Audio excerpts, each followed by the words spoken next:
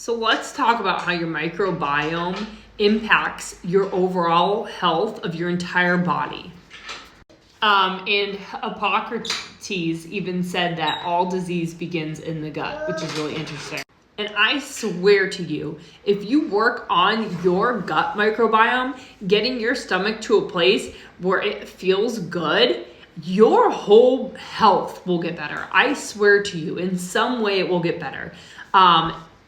And any type of disease you might have, even if it's something that's incurable, I swear to you, I challenge you to at least try to work on your overall health microbiome, and you will see some change in some way. I swear to you, it will lessen symptoms from whatever you have. Anything that you might be sick with, anything that's autoimmune, especially autoimmune, any stomach conditions of any type, IBS, IBD, Crohn's, ulcerative colitis, any of those, anything that has to do with your stomach. Hormones as well. They swear it can even help any type of hormone issues you have.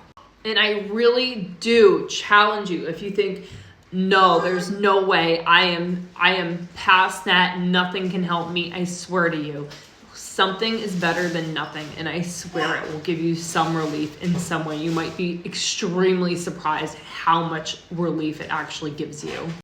And I say this as somebody who went through it. I was so sick. I was seriously ill for over 10 years. From a point, it started when I was around 15, and that wasn't even like the worst of it. It got extreme within like 5 years. And then from there on till I was almost 30, when I finally found relief from healing my gut microbiome and eating soluble fiber in high amounts. And doing a detox with soluble fiber, taking all the junk out of my body. That is what, and you know what? It didn't just even make my IBD better. It made it gone. I have no symptoms of it. So I was incredibly ill. I could barely walk around the house. I could barely do chores around the house. Most of the time I had to be sitting. I needed a desk job because I needed to be sitting all day. I could not walk around. I could not go to a store and go get my groceries. I had to do pickup orders. On the rare occasion I could go into a store was very rare, and the amount of time was limited that I could walk around the store, and I had to leave and go home. I couldn't go anywhere. Vacations were not something that I could do. I was going to struggle on them. I needed to stay near my hotel room. I was very limited in what I could do, how long I could be gone from my house. I struggled immensely. I was in pain all the time. I had constant inflammation in my stomach and my intestines. I was in a lot of inflammation all over my body, which was it was everywhere. My face was awful. I had acne all the time. I had tons of hormone irregularities, infertility issues, PMDD, extreme PMDD, emotional, mental, everything was impacted. I had a growing list as I got sicker and sicker with every single year, and going on 10 years of this.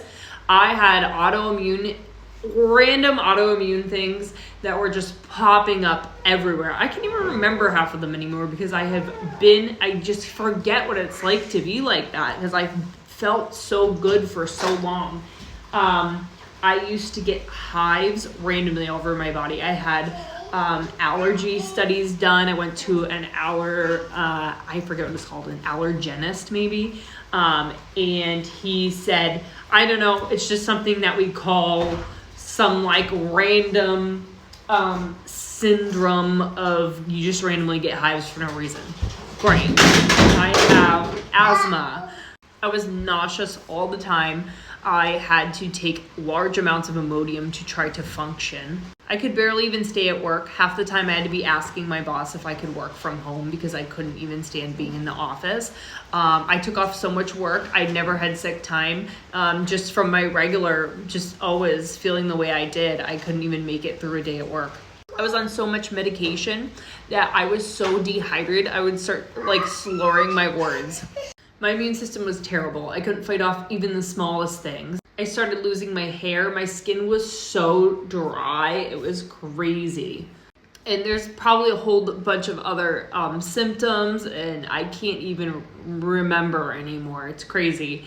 But to actually find change in my body, to have this change, I had to finally get real with myself that I needed to actually make a change. And for a while, that was like me thinking I was healthy. I was thought, what is wrong with me? I am a healthy person.